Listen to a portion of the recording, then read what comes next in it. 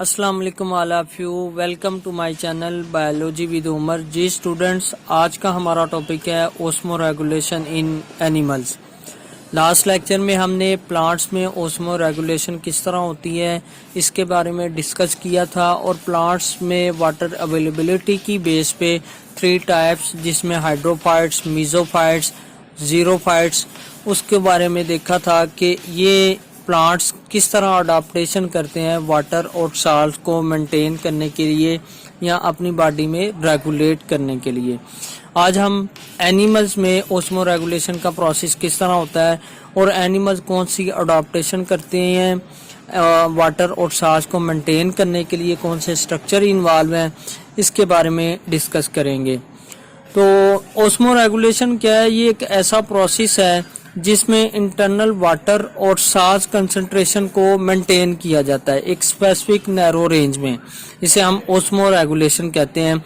और एनिमल्स में osmo regulation की बेस पे एनिमल्स को 2 मेजर कैटेगरीज में डिवाइड किया जाता है, जिसमें सबसे पहली है ओस्मो कन्फर्मर।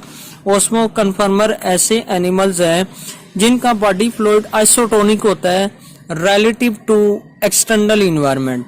इसका मतलब क्या है कि इनका बॉडी फ्लूइड जो है वो एक्सटर्नल इन्वायरमेंट के हिसाब से वेरिएबल होता रहता है। एक्सटर्नल इन्वायरमेंट में जो चेंजेस आएंगी तो ऑटोमेटिकली इनका इंटरनल इन्वायरमेंट भी उस एक्सटर्नल इन्वायरमेंट के लिहाज से चेंज होता रहता है। इसकी एग्जांपल में हैग फिश है।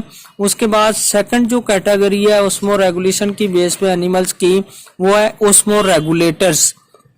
इसमें ऐसे एनिमल इंक्लूड किए जाते हैं जिनका बॉडी फ्लूइड डिफर करता है एक्सटर्नल इन्वायरमेंट से। मतलब एक स्पेसिफिक नैरो रेंज में इनका इंटरनल बॉडी फ्लूइड या बॉडी का इंटरनल साल्ट कंसंट्रेशन जो है वो मेंटेन होती हैं या रेगुलेट होती हैं।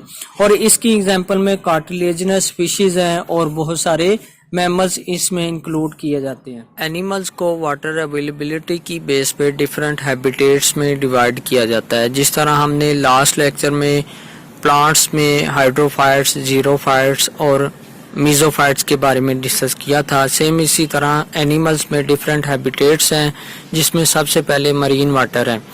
मरीन वाटर इन्वायरमेंट ऐसा इन्वायरमेंट है जिसमें साल्ट कंसंट्रेशन बहुत ज़्यादा हाई होती है, और इसमें जो लिविंग ऑर्गेनिज्म पाए जाते हैं वो हाईली डिपेंड होते हैं वाटर पे, और इस वजह से हम इन लिविंग ऑर्गेनिज्म को एक्वेटिक ऑर्गेनिज्म या एक्वेटिक हैबिटेट इस इन्वायरमेंट को बोलेंगे। उसके बाद सेकंड पे आता है fresh water environment. Fresh water environment ऐसा इन्वायरमेंट है जिसमें साल्ट कंसंट्रेशन बहुत ज़्यादा कम होती है, और इनमें जो लिविंग ऑर्गेनिज्म पाए जाते हैं वो लैंड और वाटर दोनों पे सरवाइव करने की सलाहियत रखते हैं।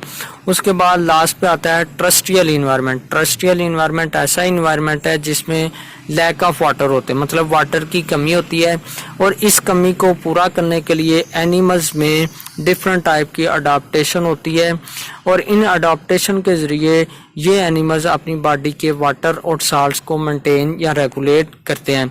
अगर हम मरीन वाटर इन्वायरमेंट की बात करें तो इसमें कार्टिलेजिनस फिशेस को ओस्मो रेगुलेटर में इंक्लूड किया जाता है, और इन फिशेस में किडनीज पाई जाती हैं, और इन किडनीज में गिल्स जो हैं वो साल्ट को एक्सक्रीट करते हैं, और इनमें स्पेशल टाइप के रेक्टल ग्लैंड्स पाए जाते हैं जो कि ओस्मोटिक ग्रेडियंट के अगेंस्ट साल्ट को रिमूव करने की सलाहियत रखते हैं।